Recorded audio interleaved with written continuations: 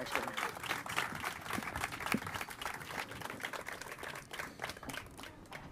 Well, thanks a lot, Chauncey. Thanks for everybody who's here. Appreciate everybody who's the board members, people working at the district, obviously our partners at the Army Corps.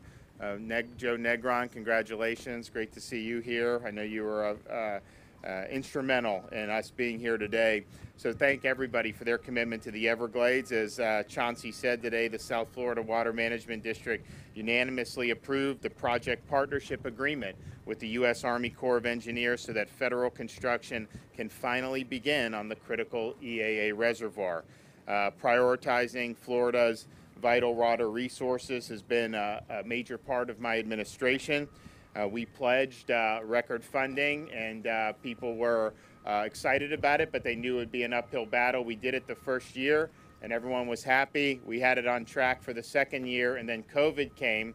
We had the budget right before COVID, really, and they were like, well, there's no way this is going to make it. But we were able to make smart choices. You know, I did veto $1 billion, but we were able to keep our commitment to our water resources. And so we were happy to do that. But then people were saying, well, okay, the budget's going to be a disaster for this coming year. Like, there's no way you're going to be able to do it. And in terms of meeting what we promised, I can tell you the legislature is not equaling what I asked for. They're doing much more for both water resources and for Everglades. So we're actually putting the pedal to the metal, even in this uncertain budget time. But I think part of the reason why we're able to do that is because the state's healthy. We have a healthy economy. You know, they were predicting big shortfalls a year ago. And then as the months went on and they did new revenue estimations, they would always revise it upward. And that was a reflection of the fact that people were working, people were coming here, we had things going. So we did our budget in January reflecting the December estimates, but we knew there was going to be more money every month, January through the end of the fiscal year, but we didn't count it in my budget because like it hasn't been estimated. So we knew when they would do in early April, actually a week or two ago, that revenue estimation, they were going to estimate even more revenue coming in, and they did that. And that was like $1.5 billion for the rest of till the end of June, above what we had thought previously. Well, we're now looking at the revenue coming in for April.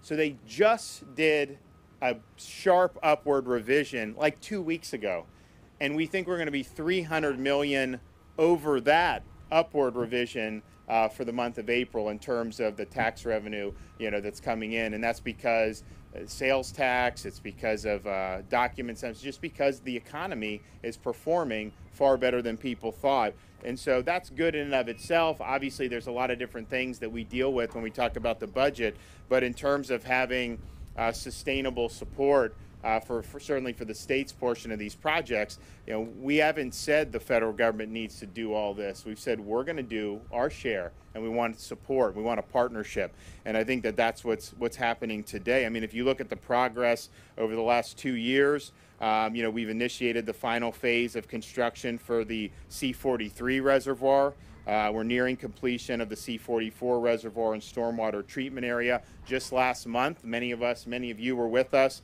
when we highlighted some of the projects involving the Tamiami Trail, where we're removing over 5 miles of roadbed from the old Tamiami Trail to improve the volume of water flowing south through the Everglades.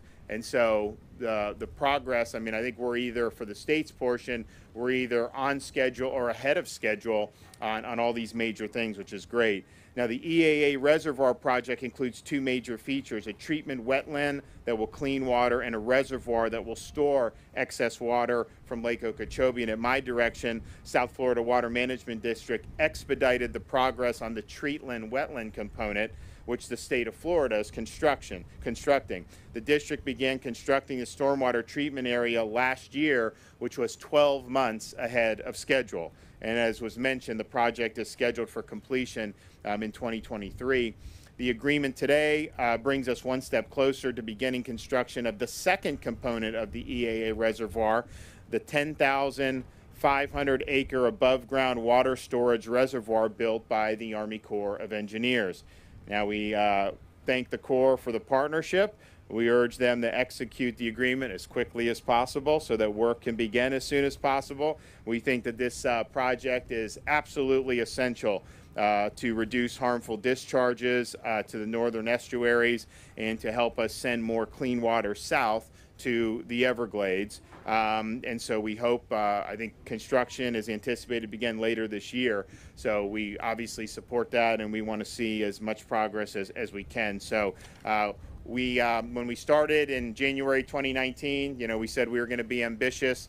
We said that we were going to, have a strong vision. I think a lot of people throughout Florida are happy that we're finally tackling this in a really comprehensive way.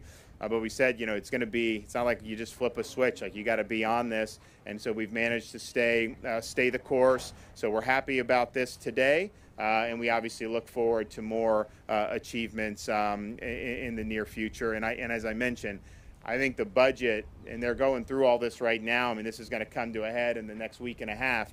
But I think people are going to be really, really satisfied with what we're doing in terms of the budget for protecting Florida's water resources and what we're doing for our infrastructure related to water. And so thanks to the legislature for answering the call. I mean, probably didn't have as much support when Joe Negron was there for some of the stuff we're doing. This was a really tough fight for them back then. Now we have, I think, a stronger consensus. And so I think that that's really good for the people of Florida. So it's an honor to be here. And who's coming up next? Noah, come on.